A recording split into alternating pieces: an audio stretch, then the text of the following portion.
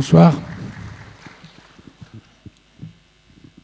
Bonsoir à toutes, à tous. Merci beaucoup d'être là pour la première de ces rencontres de la 11e édition des Grandes Rencontres de Vichy. L'an dernier, ces rencontres ont été quasiment les dernières organisées en France. C'était exactement 6 jours avant le confinement. Et cette année, ce sont parmi les premières rencontres possibles après la levée des restrictions. Je vais vous dire franchement que cette année, nous avons connu beaucoup de difficultés pour réunir un plateau avec des gens qui voulaient venir. Parce que tant de souffrances pendant l'année, tant d'incertitudes, et l'obligation pour nous d'avoir une réponse ferme et définitive des invités début mai, parce qu'il faut 2 mois pour faire les documents, etc., ont fait que ça a été très difficile pour tout le monde d'imaginer de prendre un rendez-vous 2 mois à l'avance, dans cette période qui était celle que nous avons traversée. Alors, ça explique d'ailleurs un de mes grands regrets, un de nos grands regrets, parce que j'ai partagé cette souffrance avec beaucoup de gens avant d'être obligé d'arriver au résultat de ce soir. Comme certains d'entre vous, ou tout le monde l'a peut-être remarqué sur le programme, aucune femme n'est présente parmi les invités de cette 11e édition. C'est vraiment une chose, je vous demande de me croire, et les gens à qui j'en ai parlé avant, de la mairie de Vichy, en leur expliquant que je ne voulais pas fournir de liste avant qu'une ou 2 femmes au moins aient accepté de venir. Il y a quelques témoins qui savent que j'ai passé la moitié de tout le temps de recherche à ce que des femmes puissent venir. Pour aller jusqu'au bout de la vérité, 3 d'entre elles m'avaient donné leur accord, 2 accords fermes et un accord un peu moins ferme.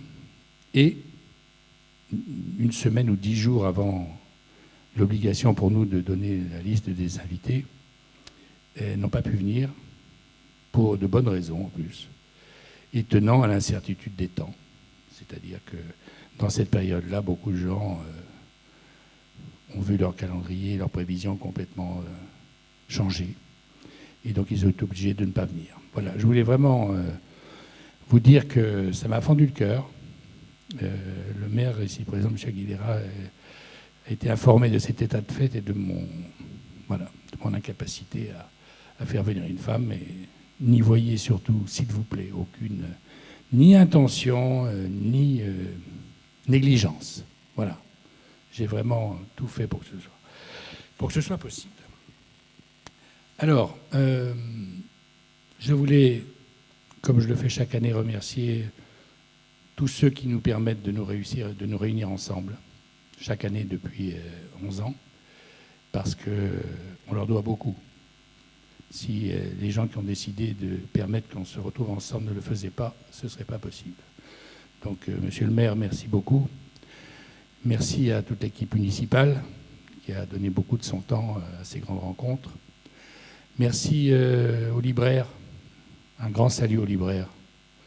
Ils ont souffert de savoir que la culture n'était pas une première nécessité, un objet de première nécessité, pendant quelques mois. C'est une erreur qui restera dans les têtes de tous ceux qui en ont souffert, libraires et lecteurs. Le mot était pour le moins mal choisi. Vraiment. De la part d'un gouvernement, c'est pas bien d'avoir laissé cette expression-là fleurir et être expliquée tous les soirs à la télé. Les biens de première nécessité et en évacuer tout ce qui était relié à la culture. Je voulais remercier aussi votre journal, La Montagne, qui accompagne cet événement depuis sa création, avec beaucoup de professionnalisme et d'amitié. Merci à eux. Ils vous ont informés de ces rencontres qui allaient avoir lieu. Alors, nous allons accueillir ce soir un invité un peu particulier, étrange, multiforme. Il s'appelle Alexandre Jardin, tout le monde le connaît, parce qu'il a été longtemps l'image du bonheur absolu, puisqu'il était enfant, enfin au lycée, et puis ensuite en première année de faculté, qu'il connaissait déjà des succès littéraires absolument phénoménaux, puisqu'à cette époque-là, il faut le rappeler, c'était l'auteur français le plus vendu dans le monde pour ses 2 ou 3 premiers livres. C'était un phénomène absolument incroyable. Et il a toujours nourri ce rêve d'amour fou de toute sa vie d'homme et de vie d'écrivain. Mais il y a plusieurs Alexandre Jardin. Il y a l'auteur des livres. Il fut aussi l'implacable accusateur de son grand-père pour le rôle qu'il a joué pendant l'occupation. Et là, il a provoqué des remous très importants dans sa famille et ses amis. Et puis, il y a Alexandre Jardin qui veut être utile. Et pas utile pour la galerie. Il a créé, il y a 22 ans maintenant, Lire et faire lire. Et il me disait tout à l'heure qu'aujourd'hui encore, il y a 20 000 bénévoles qui aident à lire et faire lire à 750 000 élèves dans toute la France par an.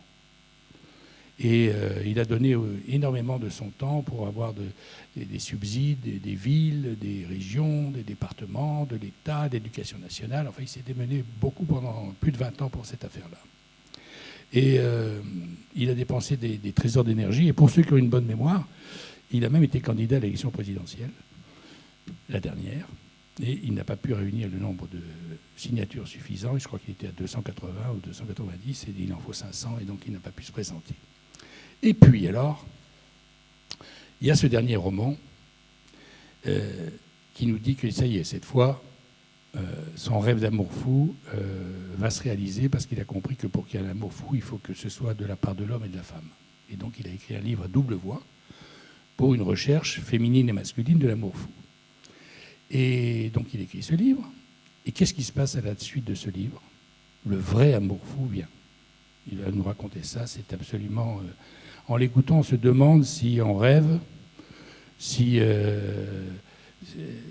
c'est ça qui est étrange, c'est qu'en même temps, il fait des choses extrêmement pratiques, très difficiles, et qui demandent un temps fou, et en même temps, il est dans cette idée que l'impossible est toujours possible, que le miracle fait partie de la vie de tous les jours, etc. Voilà, on va l'accueillir. Merci beaucoup.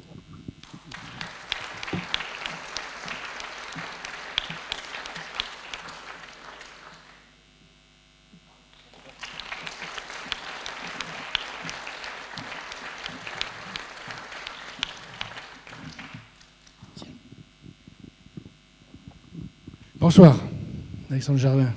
Bonsoir. Merci beaucoup d'être là, parmi nous. La première fois que vous venez à Vichy, vous m'avez dit. Hein, c'est ça? Ça m'inquiétait. Pour des raisons absurdes. Et ce soir, je n'ai plus du tout les peurs que j'avais ce matin. Et je vous raconterai peut-être pourquoi. Mais, et je trouve ça extraordinaire, les moments de la vie où on arrive avec des peurs et on repart avec du plaisir. Et on s'aperçoit qu'on a été stupide d'avoir peur. Et pourtant, vous n'avez pas l'habitude d'avoir peur, vous. Certaines choses me... Si, oui. Si, oui. Le passé, Oui. quand le passé revient.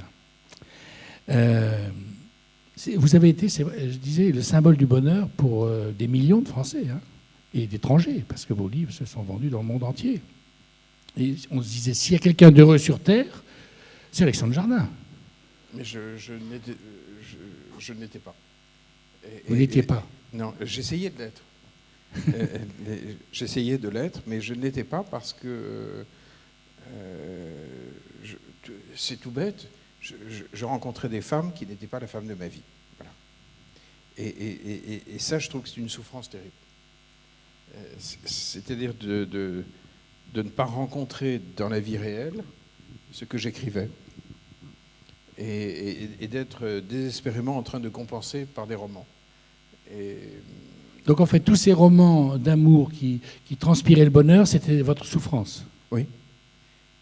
Non, ça ne veut pas dire que ma vie était une vallée de larmes. Non, mais non, je veux dire, c'était pour compenser un manque sentimental. Je ne savais pas ce que c'était qu'un amour absolu. Donc vous l'écriviez? Oui. Et je l'écrivais et ça marchait beaucoup mieux par écrit. Et dans la réalité, il y avait une forme de transcendance que je ne trouvais pas. Il y avait une absolue liberté que je ne trouvais pas, une fusion que j'espérais. et j'avais l'impression d'être hors la vie.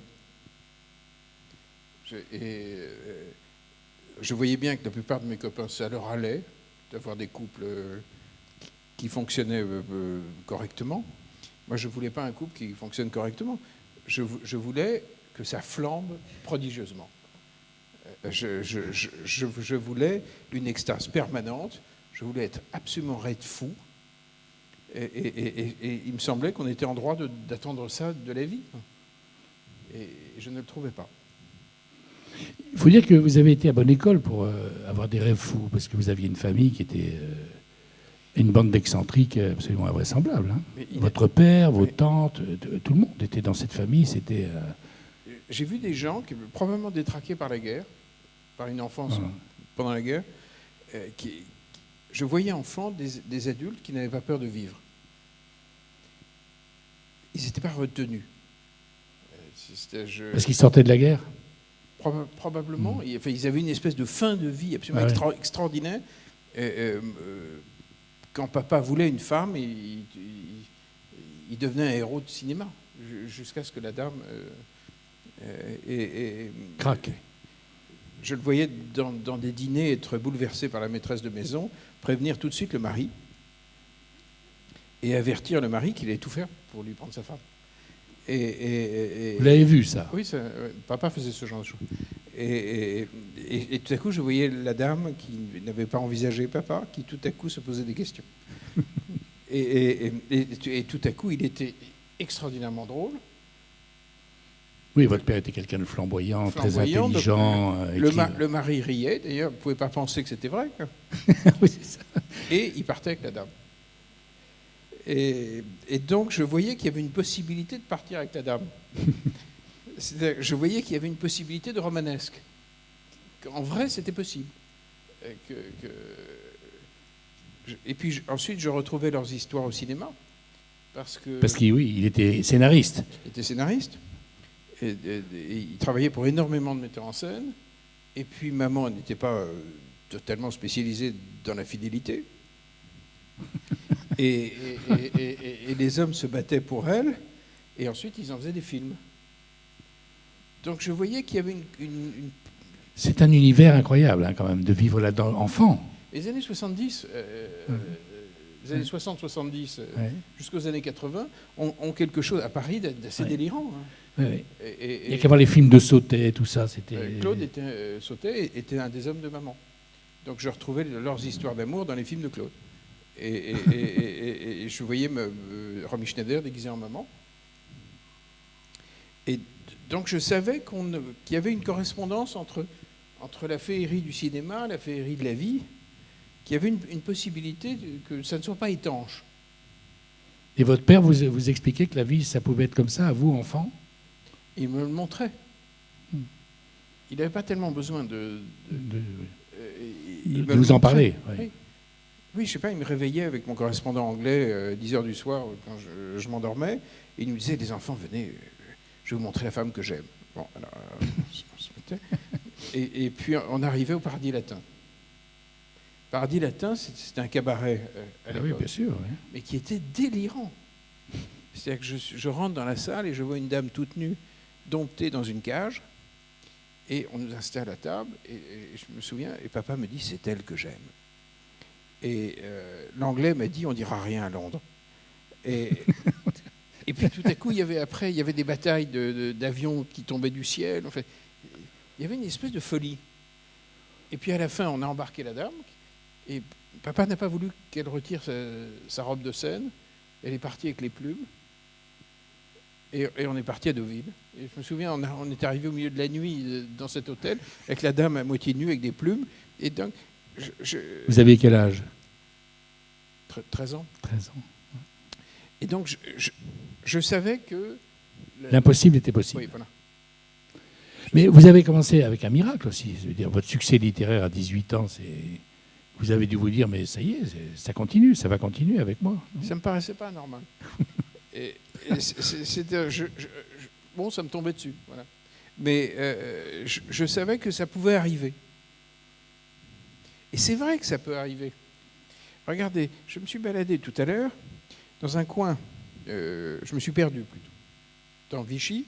Et à un moment, j'étais dans une rue, j'ai pris toutes les maisons en photo, parce que je me suis rendu compte que chaque maison correspondait à une folie, à un territoire, à un imaginaire. Je me suis dit, mais la probabilité pour qu'il y ait une ville où il y ait assez de dingues, pour qu'à tous les numéros, il y en ait un qui se dise, tiens, je vais à Venise, tiens, je vais dans les Flandres, tiens, je vais... À Cuba. À Cuba. Enfin, c'est pas possible. Et pourtant, c'était vrai. Il y a vraiment une rue qui est comme ça. Ouais. Oui, chaque maison a un style absolument différent de l'autre bout du monde. Oui. Et la probabilité n'existe pas, normalement. Et donc, dans le monde réel, il y a des choses qui n'existent pas, qui ne devraient pas exister. Alors, je le disais en vous présentant tout à l'heure, j'ai du mal à comprendre ça. Comment se fait-il qu'en même temps que le rêve d'amour fou, dont on va reparler au sujet de votre dernier livre, comment se fait-il qu'en même temps, dans la même personne, il y ait ce besoin irréductible d'être utile, de faire un travail de citoyen, de s'engager dans la vie publique? Je dis lire et faire lire, c'est une affaire que vous faites depuis plus de 20 ans. Oui. Donc en plus, c'était non seulement une idée, non seulement la réalisation d'une année, mais un travail sur 20 ans, 2 décennies. Et en même temps que cette espèce de miracle permanent à la recherche de l'amour fou, vous êtes engagé dans la vie publique de manière très importante, très longue, avec beaucoup de... Je vais l'être de plus en plus, bien que je vais en même temps à la fois quitter la France et en même temps faire plus de choses en France. Lire et faire lire, comment ça vous est venu, par exemple? Comment ça vous est-il venu? C'est extrêmement simple. À la fin Parce que 20 000 volontaires et plusieurs centaines de milliers d'enfants, c'est compliqué à trouver. Oui. C'est une armée. 20 000 personnes. Mais pour moi, c'est encore un échec. Parce que je m'arrêterai quand on aura 4 ou 5 millions d'enfants. C'est-à-dire quand on sait qu'on fabriquera une nation de lecteurs. Et quand on aura convaincu toutes les régions, toutes les grandes agglomérations, tous les assauts de maires ruraux, qu'il faut à tout prix embarquer les retraités dans les écoles maternelles et primaires pour qu'ils transmettent le plaisir de la lecture. Je veux normaliser ça en France. Que ce soit une chose habituelle. Oui. On prend sa retraite, on vit avec des gosses. On transmet, et si on fait ça dans toutes nos communes, nous ferons une nation de lecteurs. Et si on fait une nation de lecteurs, on sera beaucoup plus prospère. Une nation de citoyens, tout simplement. Une nation de citoyens. On aura des rues, les problèmes de délinquance ne seront pas les mêmes, puisqu'on sait qu'il y a un lien très étroit entre le niveau du vocabulaire et la violence. On aura une nation beaucoup plus unie en intégrant les gens de manière douce, parce que Lire et faire lire est le plus grand programme français d'intégration tendre. Parce qu'un petit, ça n'aime pas un drapeau, ça aime une dame. Ou un monsieur qui s'occupe de lui et qui le considère, et qui la considère. Donc, je me dis, il faut massifier ça, il faut lever les troupes chez les retraités, faire la révolution avec les retraités. Et c'est un carburant génial pour notre pays. Mais là, ça fait 20 ans que vous la poursuivez, cette idée. Vous n'avez pas progressé de manière spectaculaire, quand même, de ce point de vue-là. Je veux dire, on n'a pas vu arriver l'armée dont vous parlez encore. Ben, il y a quand même 750 000 enfants. Et je pense que le plus dur a été fait. Le plus dur, c'était d'enclencher la massification dans les 100 départements de Dom-Tom compris. Maintenant, on a des bases suffisantes pour monter en puissance. Mais ce qui m'obsède, c'est que le temps politique est court. C'est que les gens ne restent pas très, très longtemps dans un gouvernement.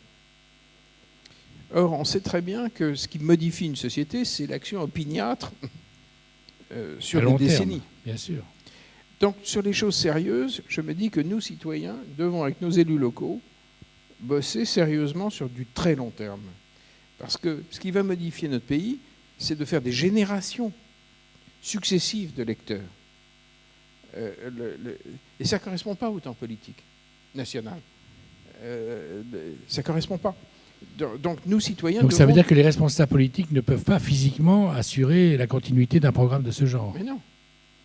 Il ne faut même pas le leur demander. Le système n'est pas fait pour ça. Donc, en fait, il y a plein de choses qui doivent être faites par les citoyens avec leurs élus locaux. Il y a plein de choses qui, par nature, sont des problèmes qui sont trop complexes pour les gouvernements. Et trop éloignés aussi de l'endroit où ça se passe. Oui, voilà. Ouais.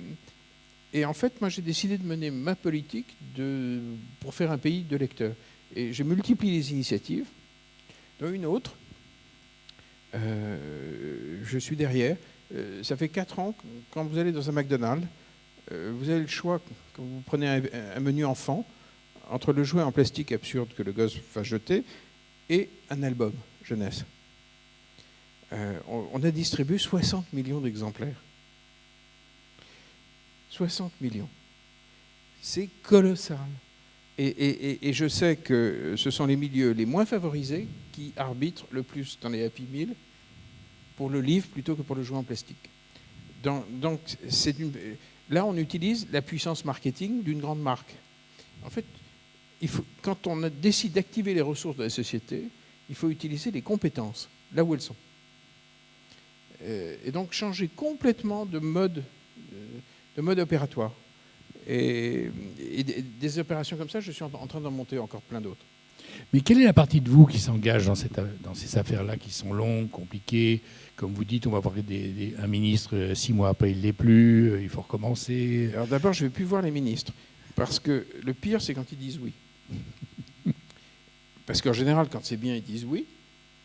Et c'est le début des emmerdes. Parce que c'est long, parce que ça ne marche pas, parce que 9 fois sur 10, dans son ministère, la fille ou le type ne contrôle pas ses sous. Il y a toujours un petit gris de Bercy qui est planqué dans un coin et qui fait que... ou alors on est payé avec 3 ans de retard. Donc, en fait, je multiplie des sources de financement autres. Par exemple, on monte plein d'opérations d'arrondi à la caisse. Avec Cultura, on a monté ça. Pour financer les arrondis à la caisse. Au lieu de payer 22,20 €, on paye 23. Et ça, là, on a fait une campagne qui a rapporté énormément d'argent qu'on a envoyé dans les départements. Mais énormément. Donc, il faut s'adapter. Quand un système n'est pas vivant, il faut aller chercher un autre. Donc, en fait, vous êtes pour une république de citoyens qui se prennent en main de manière autoritaire quasiment et décident seuls sans en référer aux élus de la République, enfin au gouvernement. Non, en coopérant avec les élus locaux. Oui. Parce que là, on a affaire à des gens qui vivent sur place. C'est-à-dire que quand ils disent oui pour des écoles, ils savent dans quelle école. Ça change tout. C'est-à-dire que leur œil voit. Les résultats. C'est-à-dire qu'on a affaire à un être humain qui sait ce qu'il fait. Alors que dans un ministère, on a affaire à quelqu'un qui a des tableurs. Et qui pense à ce qui deviendra dans 6 mois. Oui. Souvent. Oui. Quelle est l'idée de départ? C'était quoi? On ne peut pas vivre dans une société... L'idée, c'est que je voyais, comme tout le monde, que notre système ne marchait plus. Et je voyais que les gens se mettaient à voter pour les partis extrêmes. Et donc, je me suis dit, est-ce que je compte les points? Est-ce que je gémis? Ou est-ce que j'essaye de construire des outils pour qu'on répare notre pays? Alors, je ne dis pas que je vais faire tout seul, mais je me suis dit, je vais au moins faire ce que je peux faire. Et en fait, on a monté énormément de programmes très efficaces, on a introduit énormément de réformes. Et finalement, trouver des bonnes volontés, c'est plus facile qu'on le croit. Oui, beaucoup aussi. Plus. Ouais. Mais y compris dans les administrations. Alors, un mot, juste puisque vous n'étiez pas venu à Vichy pendant toutes ces années pour des raisons que ceux qui ont lu le livre qui s'appelle « Des gens très bien » ont compris. Je voulais juste vous poser une seule question sur ce sujet-là. Vous avez 5 enfants. Plein, oui. Jusqu'à présent, moi j'en ai raté. 5.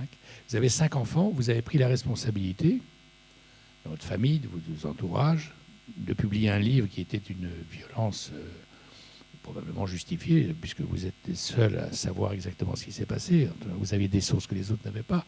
Et vous étiez plus dur comme procureur de votre grand-père que d'autres qui avaient écrit sur la même période. Et comme vous êtes quelqu'un de responsable, malgré vos rêves d'amour fou, et on vient de le voir, comment prendre la responsabilité de mettre un coup de pied dans une histoire familiale quand on a des enfants, quand on a des amis, que tout le monde s'était entendu depuis quelques années pour ne pas soulever une affaire terrible. Quelle responsabilité vous avez prise ? Pour moi, la responsabilité de maintenir un déni dans une famille est bien plus grande. On a tous plus ou moins des dénis à l'intérieur de nos familles. Beaucoup de familles. Beaucoup. Énormément. Et lorsqu'on fait la loi du silence, c'est en général la règle dans les familles. Voilà. Et ça, c'est une responsabilité terrible. Parce qu'on fout en l'air les familles. On les fout en l'air.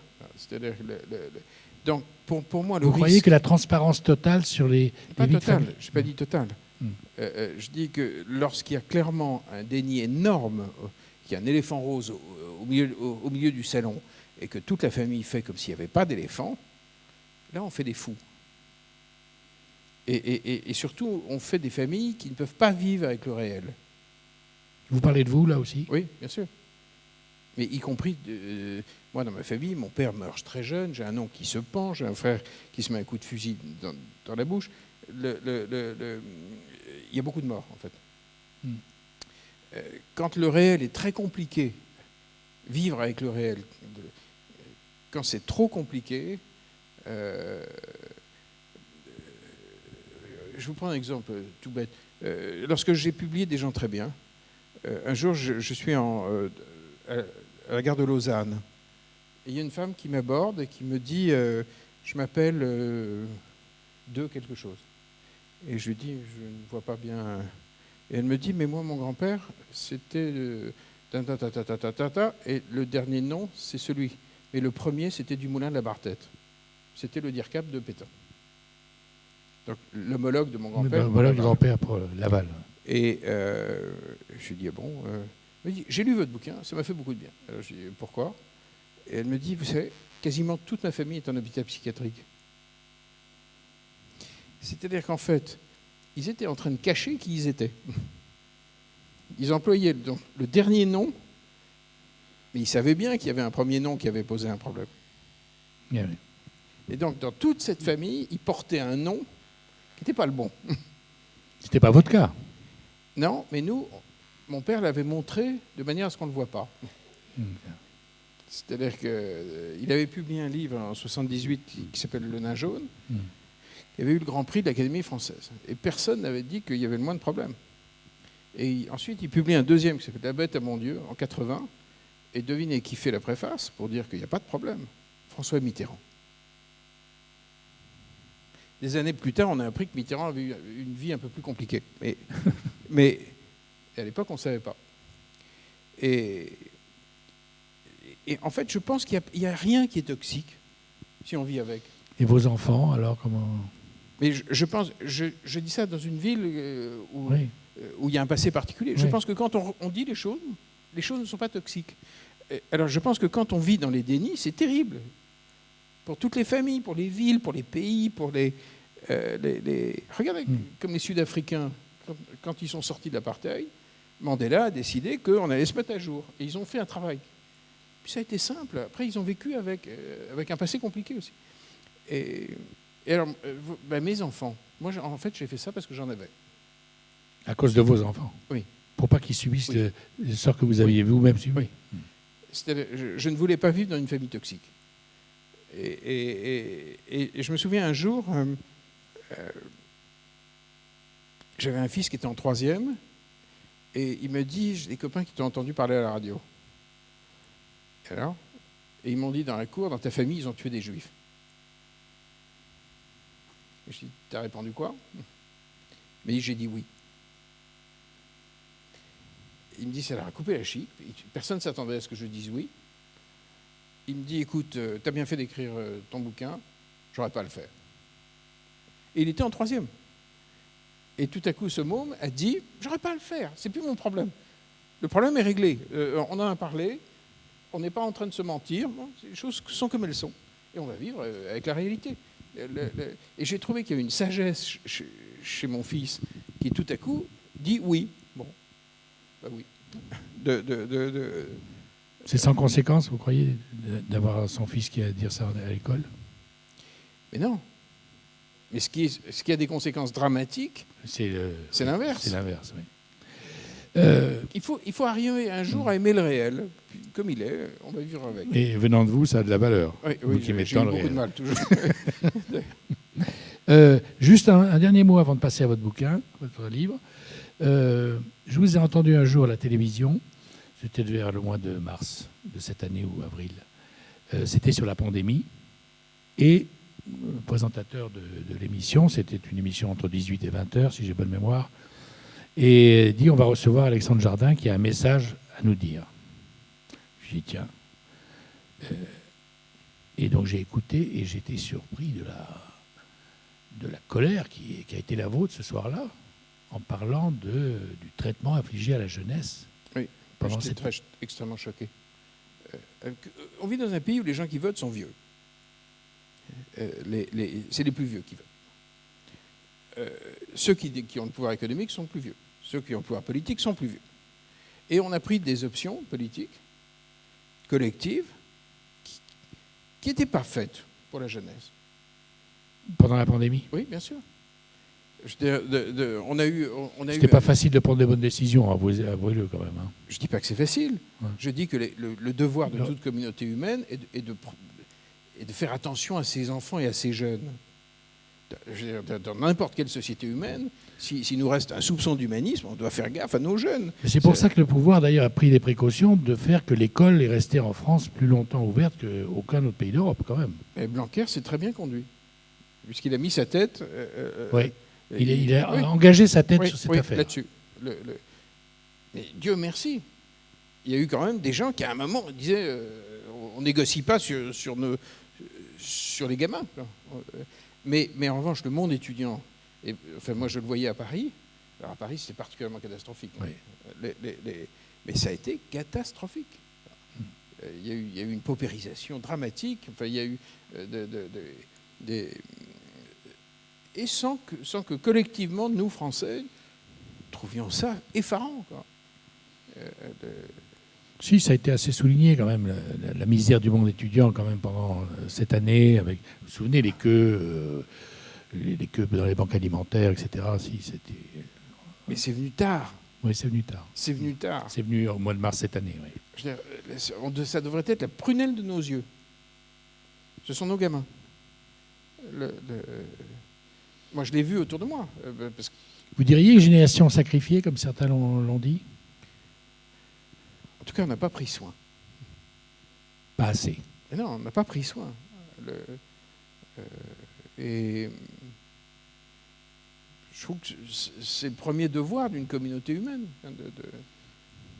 Les enfants d'abord. Oui, vraiment. Et les jeunes. Alors, La plus que vraie, oui. Votre dernier roman. Alors, c'est une histoire... franchement, il faut s'appeler Alexandre Jardin pour vivre ça. Donc, vous décidez, après avoir cherché l'amour fou pendant longtemps, de concéder une erreur de votre part, en disant l'amour fou, c'est une idée à moi, et si je veux un amour fou, il faut qu'on soit deux. C'était ça le raisonnement de départ, si j'ai bien compris. Donc, vous décidez maintenant, après toutes ces années d'expérience, de se dire si... je n'ai pas de partenaire dans l'affaire de l'amour fou, ça ne marchera jamais. Et donc vous décidez de faire un livre vers l'amour fou en faisant intervenir celle qui vous énumérez les conditions qui seraient celles qui feraient, venant de la part d'une dame, que vous puissiez vivre un amour fou. Est-ce que c'est bien ça, le sujet du livre? C'est l'histoire d'un homme qui ne trouve pas cet amour fou, et qui se réfugie dans les livres, et qui tout à coup va rencontrer une fille qui s'appelle La plus que vraie, qui va lui proposer de vivre ça pour de vrai, en changeant totalement les règles du jeu. Et j'ai demandé à une amie, qui n'était pas du tout une amante, une amie qui a une poésie, de jouer un rôle, d'écrire les lettres du personnage. Je voulais qu'il y ait une femme qui surgisse dans un roman d'amour, écrit par moi. Je voulais qu'il y ait la parole d'une femme qui surgisse au milieu d'un roman féerique. Et j'ai donc écrit dans ça démarre à Bordeaux, dans un hôtel. Il Rencontre arrive, fortuite. voilà, il arrive, il y a une femme à la réception, il donne son nom, on le reconnaît, il s'appelle Frédéric Sauvage, on lui dit Monsieur Sauvage, et le réceptionniste se tourne vers la dame et dit Madame Sauvage, et on les prend pour un couple. Alors qu'ils sont là par hasard, Oui. en même temps. Ouais. Et il comprend en regardant son passeport qu'elle a le même nom que lui. Et donc à la réception, ils ont cru. Et on leur dit qu'on va les surclasser dans une très jolie chambre. Et la femme, il regarde la femme sidérée, et au lieu de protester, elle fait oui. Elle accepte le jeu. Et ils prennent leur valise, ils vont ensemble jusqu'à l'ascenseur en suivant le type de la réception. Ils montent dans l'ascenseur, et je ne vous raconte pas la suite. Et ils vont accepter d'emblée de jouer. Et ils vont changer les règles du jeu. Et je voulais écrire un roman d'amour fou. Fou, comme on devrait vivre. Voilà. Bon. Donc j'écris la plus que vraie. Je demande à cet ami d'écrire les lettres. Je termine tout ça. Et d'entrer dans le jeu, d'écrire des lettres. Oui, d'entrer dans le jeu. C'est ça. Ouais. Et puis qu'on s'amuse énormément.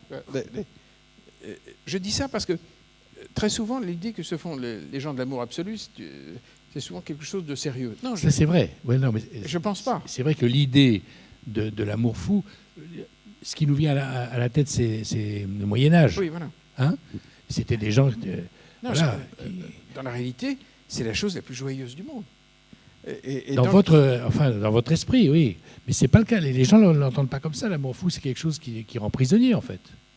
Pour moi, c'est l'inverse. C'est une délivrance absolue. Et donc, j'écris ça. J'écris ce livre et avec l'espoir que quelque chose va se passer. Quand même, il y avait une idée derrière la tête, oui, alors. Oui, bien sûr. Ah bon? Quoi, je ne savais pas. Mais, en fait, c'est une provocation. Oui, c'est un bouquin qui est une provocation.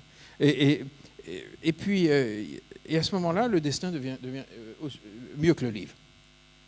Et je le remets chez Albin, et je fais un tweet 2 jours après. Une femme répond, fait un commentaire. Là, c'est pour de vrai, alors. Pour de vrai. Et qui est d'une poésie. Je ne sais pas si vous lisez René Char, ce genre de vers, mais qui vous transperce. Je vois ça, et je ne sais pas pourquoi, je la contacte, on se parle, et 10 minutes plus tard, je sais que c'est la femme de ma vie. Je sais que je vais l'épouser, je sais que je vais vieillir avec elle, on se le dit. Il y a une sorte d'évidence. En 10 minutes? Oui. Je sais que je suis né pour elle. Voilà. Et donc je lui demande où je vais vivre, puisque je vais vivre avec elle. Mais c'est vrai en plus. Je ne sais pas si c'est vrai, mais je ne suis pas dans les... Je ne savais pas. Et je lui demande où vais-je vivre. Et elle me répond Waterloo. Et moi, bon français, Morne-Plaine, j'entends Belgique, et elle me dit non, pas du tout. Ontario. Canada. Je ne savais pas qu'il y avait un Waterloo au Canada. Et je lui ai dit, va pour l'Ontario. Donc je vais devenir Canadien. Vous ne l'avez jamais vu encore, hein? Non. Et je lui dis, j'arrive d'abord. Non, mais j'en suis là. Au moment où vous lui parlez, vous ne l'avez jamais vu? Non. C'est pas par écran? Non. Tout ça par écran? Non, mais on s'est parlé au téléphone. Mais lorsque les choses ont une puissance d'évidence, en fait, on change de niveau. Il y a quelque chose d'autre qui se passe. Ouais. Et vraiment, on change complètement de niveau. Et je lui dis, j'arrive. Bon, j'essaye Très vite, je comprends que c'est impossible d'aller au Canada. Le Canada était plus fermé que l'Europe. J'ai tout fait. J'ai demandé à Match de missionner, TF1, machin, truc. Je suis passé par l'ambassadrice, je me suis rendu compte qu'elle-même, les Canadiens l'empêchaient de voir son mari pendant 6 mois. J'ai vraiment passé par... Je me suis introduit partout. jusqu'à ce que je comprenne que je ne pouvais pas voir cette femme. Et au bout d'un mois, on s'est dit, peut-être faut-il qu'on se voie. Et elle a allumé une caméra vidéo. Et avant, je lui ai dit... Pendant tout ce temps-là, vous n'avez jamais une non, caméra? parce qu'on ne voit pas très bien les gens sur toute petite photo. Et je lui ai dit, quelle que soit ton apparence, je t'épouse. Ce n'est pas la question. Enfin, c'est pas la question, mais ce n'est pas le sujet. Elle est dans le même état d'esprit? Pareil. Et, enfin, une sorte d'évidence absolue. Des deux côtés? Des deux côtés. Et je vois son image apparaître et je m'aperçois que c'est une femme sublime. Et je suis parti dans un fou rire parce que je n'avais pas du tout prévu ça. Et là, je me suis dit, je suis dans un conte. Ah oui, non mais vraiment, c'est... Et je me suis dit, je suis dans un conte absolu. Et puis, on a commencé à s'écrire plus... j'ai imprimé 5400 pages parce que sur l'application WhatsApp sur laquelle on s'écrit, il y a une touche où vous pouvez... Oui, on voit le nombre d'exemplaires. Oui. Et puis, au bout d'un moment, on s'est dit que comme on ne pouvait pas se voir, on allait acheter notre maison. Et donc, on a acheté une maison ensemble, sans s'être vus, dans le sud de la France, pour qu'on ait un endroit en France, parce que je vais devenir Canadien, et puisque je vais vivre avec elle. Et je suis rentré dans une agence immobilière à côté de Narbonne, et je leur ai dit, je voudrais une maison pour une femme que je n'ai jamais vue. Et bien, ça provoque des vocations dans une agence immobilière, c'est vrai. Oui, mais ça invite à la poésie. Ah oui, absolument. Et en fait, quand on réclame du grand, le grand arrive. Si on ne met pas le couvert pour le sublime ne vient pas. Et c'est ça que j'ai compris en écrivant ce livre. C'est que quand on réclame certaines choses, par un livre, par... un article ou oui, une déclaration... article, on convoque le réel. Si on réclame du petit, mais on a du petit. Et donc, à ce moment-là, c'était extraordinaire. L'agent immobilier me regarde, il était là avec sa femme. Et au lieu de se foutre de ma gueule, il dit, je n'ai plus de maison parce que tous les gens ont acheté... Après le confinement, beaucoup de gens ont acheté des maisons. Donc, mais il me dit, je vais vous montrer comment je répare les maisons. Venez. Et il m'emmène et je découvre qu'il achetait des escaliers, des portails. Et il me dit, je réveille des belles endormies, des maisons de village, que je restaure avec folie. Et il m'emmène sur un premier chantier, c'était sublime. Et il m'emmène dans une deuxième maison où il stockait toutes les fenêtres, les escaliers. Et là, il s'est produit une scène totalement féerique. Je lui demande s'il est fou amoureux de sa femme. Et il me répond que oui, mais que ça manque sans doute d'oxygène. Et peut-être que leur vie n'est pas assez ample. Et il me dit, par exemple, si on habitait là, il faudrait faire un jardin d'hiver, il faudrait du volume. Et il a pris une masse et il s'est mis à détruire le plancher du premier étage. Je vois le type qui se met à détruire la maison.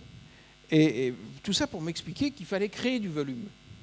Et puis ensuite, il me l'a tendu, je l'ai aidé à détruire, et on s'est mis à détruire une partie du toit, parce qu'il me dit, il faudrait faire... Un jardin d'hiver. Oui, voilà, il faudrait faire des jardins suspendus. Je n'en revenais tellement pas de voir ce type défoncer la maison avec une masse, que j'ai sorti mon téléphone, je me suis mis à le filmer. Et au bout d'un moment, je lui ai dit, je crois que c'est ma maison, vous allez me la vendre.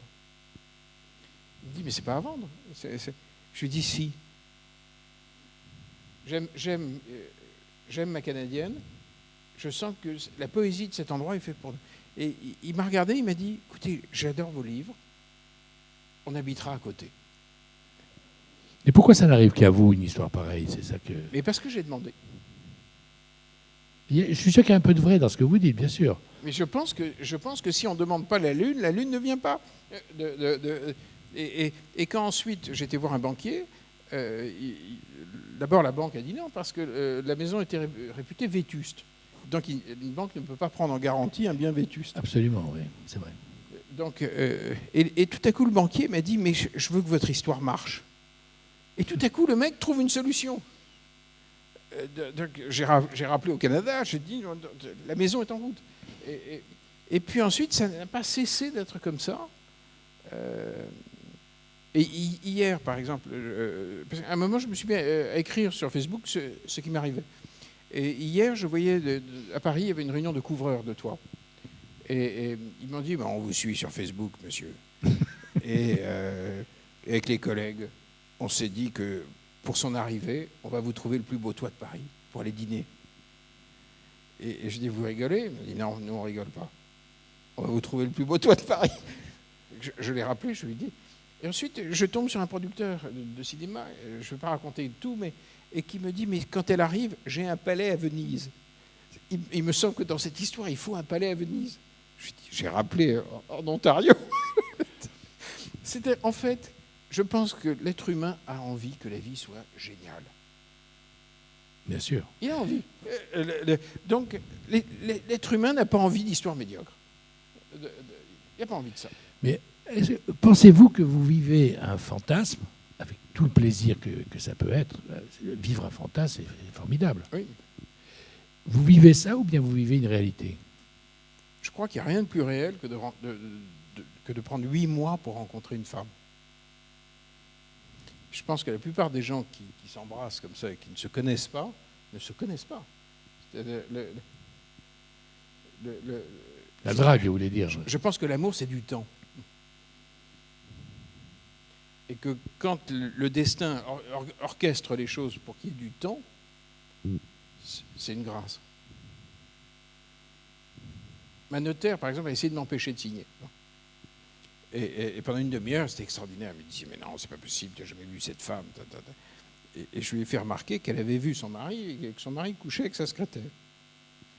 Et que donc, il n'y avait aucune garantie. Et que l'œil n'était pas un très bon organe.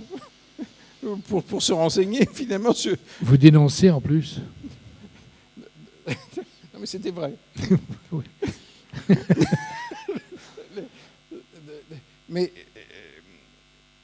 et d'ailleurs, ce qui était extraordinaire, c'est que quand j'ai fini par signer, à ce moment-là, la notaire a disparu, elle a poussé un hurlement. Elle fait « Oh, comme c'est beau! Aucun homme n'a jamais fait ça pour moi !» C'est-à-dire qu'en fait, je me suis rendu compte également... Vous êtes un magicien, quoi, en gros. Non, c'est vrai, ça ressemble à la magie, ça. Je m'y autorise.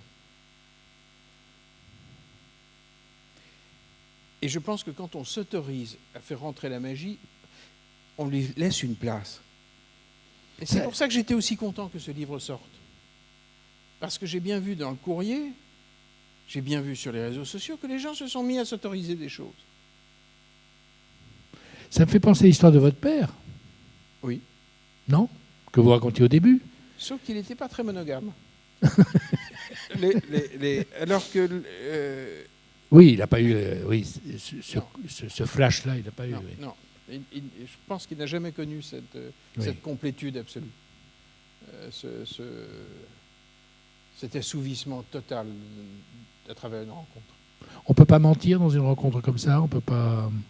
Le partenaire ne peut pas dissimuler, avoir envie de vivre... Voilà, ma question va être plus précise. Vous avez le sentiment que vous ne racontez pas un fantasme, que c'est vraiment une chose qui pour vous... J'ai le sentiment que je m'en suis beaucoup raconté avant. Non, mais voilà. Mais donc maintenant, vous rentrez dans une réalité. Pour vous, vous-même dites, oui. j'ai fait rentrer le réel dans mon roman. Oui, Bien. tout à fait. Êtes-vous sûr que de l'autre côté, ce n'est pas, pour elle, la chance formidable de vivre un fantasme? C'est-à-dire que le principe de réalité derrière ne soit pas identique au vôtre, à celui que vous ressentez vous. En fait, je pense que ce sont des questions qu'on se pose dans un amour mineur. Ce sont des questions normales dans un amour mineur. C'est-à-dire que je pense que la peur et l'amour absolu ne sont pas compatibles. Donc il n'y a aucune forme de peur. C'est la première fois que je connais ça. Et je pense qu'il y a un changement de dimension complet chez un homme ou une femme qui rencontre vraiment l'être pour lequel il ou elle est né. D'abord, je pense que, c'est pas que je le pense, c'est que je le vis. je crois vraiment que les contes disent la vérité. C'est pour ça qu'ils sont parvenus jusqu'à nous. Ce ne sont pas des textes anodins. Ce sont des textes qui nous informent. Ils n'ont pas d'auteur. Oui, ils n'ont pas d'auteur. Souvent. Donc c'est la psyché humaine. Oui, c'est l'expérience humaine qui les... les... l'expérience humaine. Et je pense vraiment... Ou les rêves humains aussi. L'expérience et les rêves. Mais moi, je pense que... Enfin, je vis comme ça. Je me rends compte que les contes sont... donc que j'ai raison dans mon livre. Je crois vraiment que nous sommes nés pour ça. Et je dis ça parce qu'on vit dans un monde où il n'y a quasiment pas, dans notre société, de discours amoureux. La société, en ce moment, parle très peu de ça. Les gens ont des applis Tinder, machin, truc, mais il n'y a pas de... Or, je pense que, fondamentalement, on est né pour quelque chose d'ahurissant, quoi, pour vivre de l'ahurissant,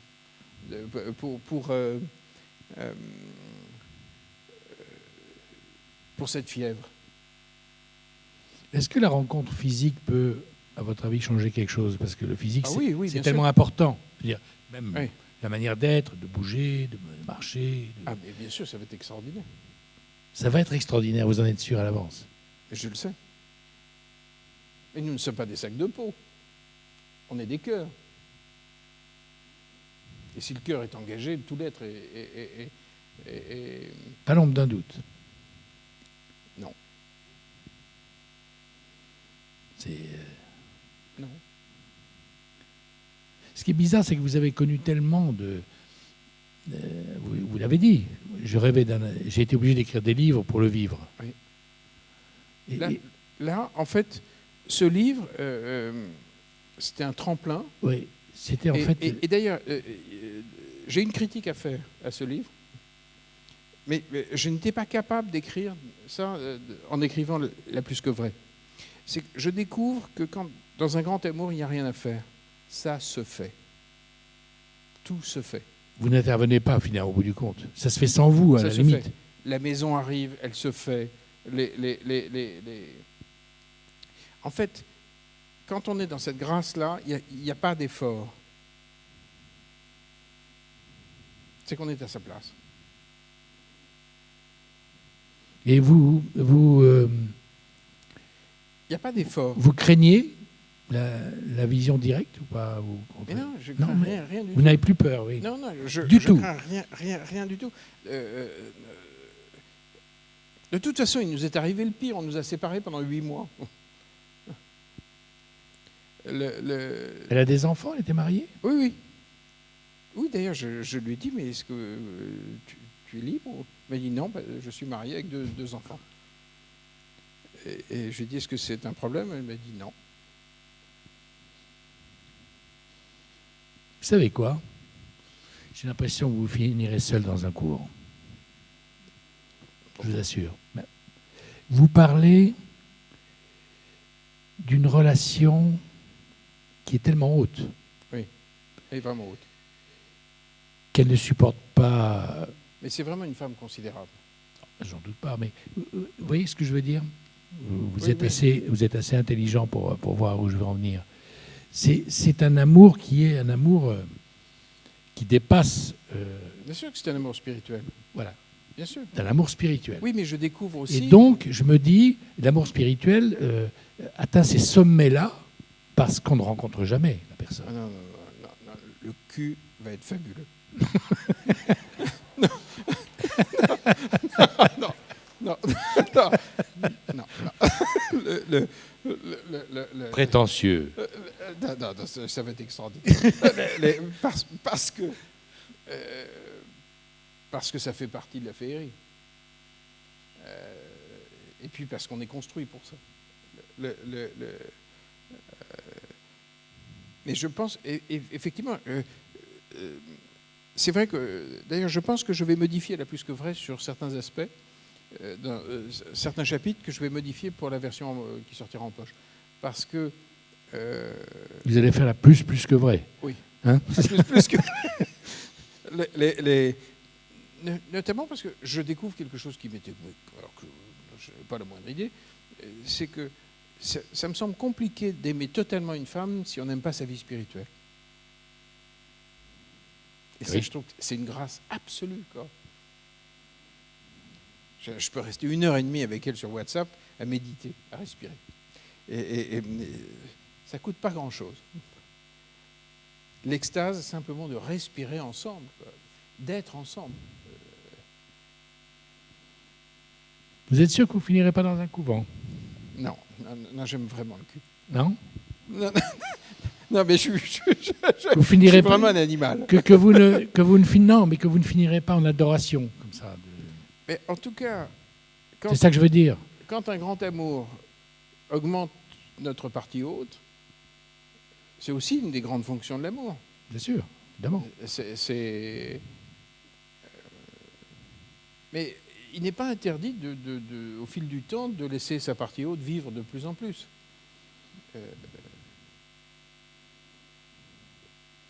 Qu'est-ce que vous avez envie de construire quelque chose ensemble ou pas?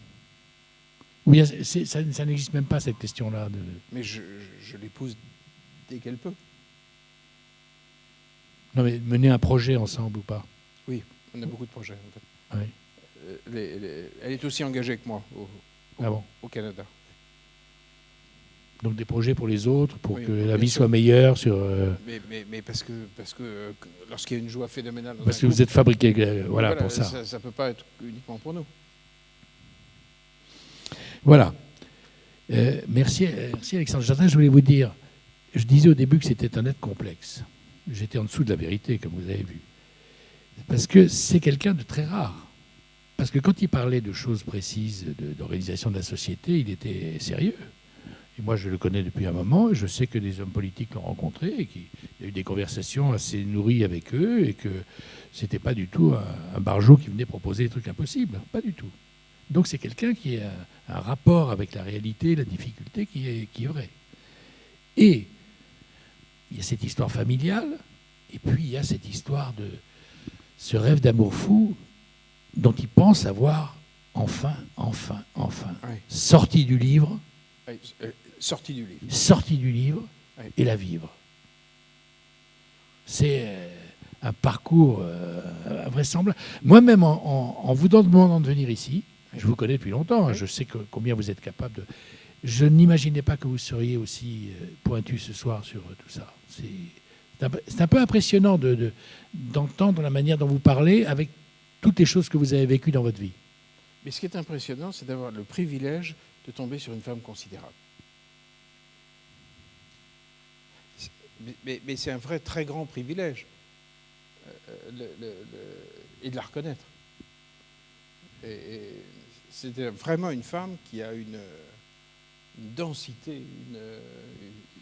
une femme vie, une femme poésie, une femme respiration. Par exemple, les histoires de fidélité, ça m'a souvent tracassé. Et Tu as tracassé vos femmes aussi. oui. La question est réglée. C'est impossible d'aller... Mais oui. C'est même pas imaginable. Oui. Mais pas parce que je me Oui. priverais ou je m'interdirais, c'est que non. D'ailleurs, à dîner, hier, je suis passé dîner chez des copains, et il y a une fille qui m'a branché. Et je lui ai dit, mais vous avez perdu la tête.